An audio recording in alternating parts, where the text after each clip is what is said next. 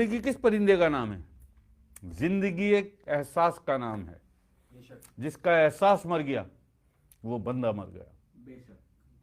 बस जिंदा है, बस वो जिंदा है बस। जिसका एहसास मर गया वो बंदा मर गया। जीने के बावजूद भी कुछ लोग मर गए। सांसों के सिलसिले को न दो जिंदगी का नाम। भाई सांसों का सिलसिला आपको जिंदा रखता है, बस। एहसास का तसलसल ये आपको जिंदगी देता है। और एहसास मर जाए तो बंदा मर गया। भाई जिंदा तो वो भी है ना जो चरपाई पे है, उठ नहीं सकता, हिल नहीं सकता। जिंदा तो वो भी है जो कोमे में है भाई? जिंदा तो वो भी है ना जो कोमे में है। सांस तो आ रही है ना, तो सांसों के सिलसिले को ना दो जिंदगी का नाम। जीने के बावजूद भी कुछ लोग मर गए। ये वो लोग हैं जिनका एहसास मर गया।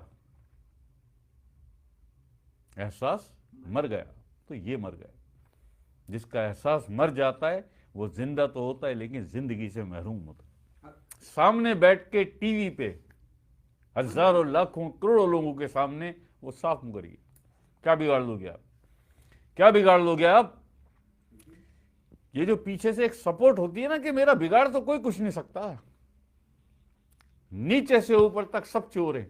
चेयरमैन है वो होटल एसोसिएशन के मोहम्मद इरफान साहब मरी वो एंकर पर्सन के चेहरे की तरह बात करे बोले, और फिर उसने कैमरामैन को देखा, जो कैमरामैन को बोला यार क्या बात कर रहा है, इतनी हैरत हो रही है, क्या बात कर रहा है। ये अल्फाज उसके दबी अल्फाज में ये भी रिकॉर्ड कर लिए कैमरामैन। लाइव तो आते हैं ना सरकार। हमारे जितने भी ये टीवी एंकर हैं ना, और जो हमारी एंकर्स होती हैं, ये खवातीन जो होती हैं, ये ज़ाती तौर पे बेचारी ये ऐसे नहीं होते हैं। एंकर हमारे ज़ाती तौर पे ऐसे नहीं होते हैं, एहसास होता है इन्हें, लेकिन ये अपने मालकान से मजबूर होते हैं। अपने मालकान से मजबूर हैं। वहाँ से आती है ना पॉलिसी। अगर ऐसी कोई आपने बात की तो वहाँ से कॉल आ जाती है। वो जो कान में उनके लगा हुआ है माइक्रोफोन,